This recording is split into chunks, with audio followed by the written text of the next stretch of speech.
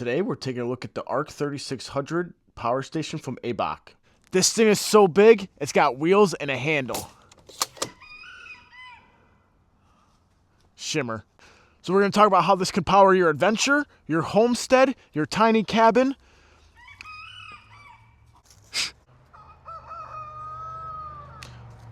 Tina, you fat lard, shut it. Or even your work site. So let's get into it. First off, this thing has wheels and a handle to drag it for a reason, because it is not light. To pick it up takes some effort. This is a 3,840 watt-hour capacity LiFePO 4 battery.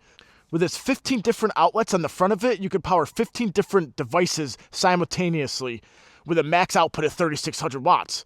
I have tested this on a couple different adventures. I've used it for birthday parties. I even powered a bounce house with this thing, which was actually kind of cool. I didn't have to worry about having a plug for it. I powered up the power station, plugged the blower into it, and the bounce house went up. Even had enough power for LED string lights to go around it, which was even cooler. Right here on the front for USB power, we have two quick charge 3.0 USB ports, three 20 watt USB-Cs, and one 100 watt USB-C. If you come down here, we have DC power.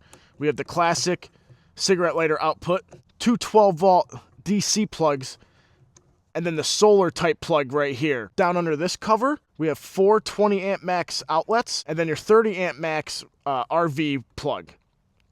I'm sure there's some way you can use this to power your cabin, tiny home, something like that. But that's cool. That's a big plug right there. Directly under that is where the handle's stored.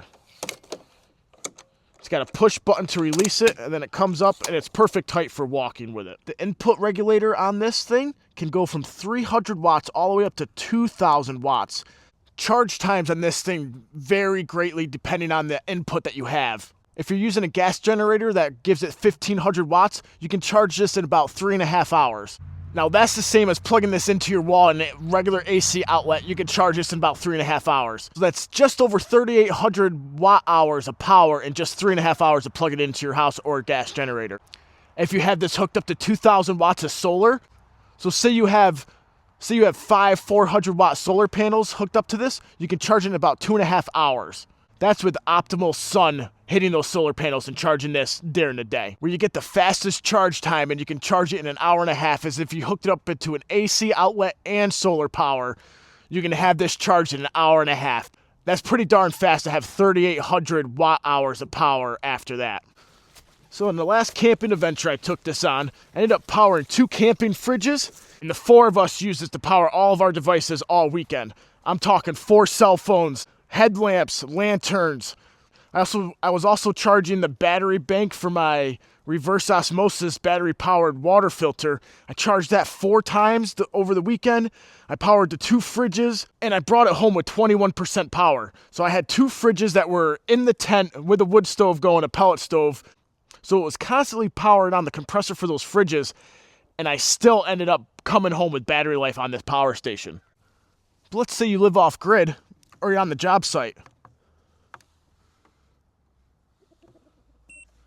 One button press turns the unit on. Then you have to activate the AC power. Plug your saw in. And let's cut up some wood. I'm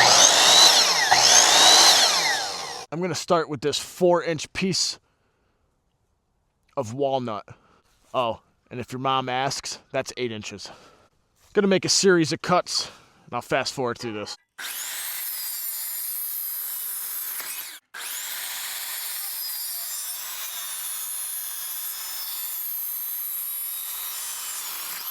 Now, this is no 2x4 building material, but it gives us an idea of its cutting power.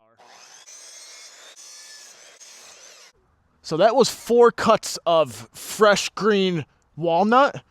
We only used 1%. You're not going to build a whole house with this thing, but in a pinch, if you run out of power and you need it on the job site or on your homestead, it will power tools. Now, these are constantly running times. It says that it will do a power drill for 3.5 hours, an angle grinder for 6.5 hours, A 1,000-watt electric chainsaw for 3.3 hours, electric screwdrivers for 5.4 hours, a 2,000-watt welding machine for 1.6 hours, and then a 700-watt sander for 4.7 hours. Now that's continuous use. I just made 6 cuts with this chop saw and it only used 1%. So if you're not running it constantly, you're going to get much higher run times out of it. But that's using those tools constantly. I do like how you have the option to set this up straight or down flat like this for storage purposes. Keeping it like this is a no-brainer. Stick this in a closet somewhere for a rainy day, power outage, whatever. Takes up less room when it's vertical like this. It also has 4 fans, 2 on this side and 2 on this side. So I ended up hooking a 1,500-watt max space heater to this thing. On max, it has an output of just under 1,500 watts. And then on low, it has a max output about 900 watts.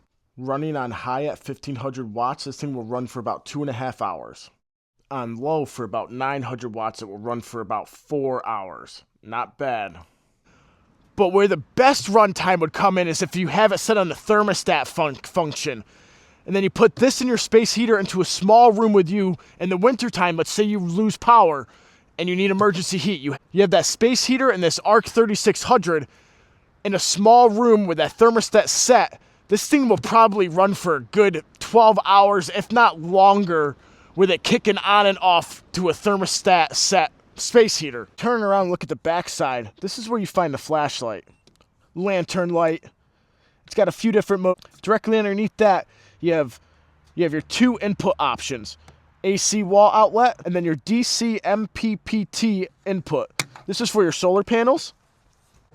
Directly below that, you have two extra battery ports.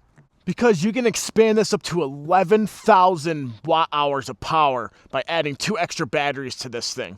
If you guys are interested in the Ark3600 from ABOk, I'll leave a link to Amazon in the description down below.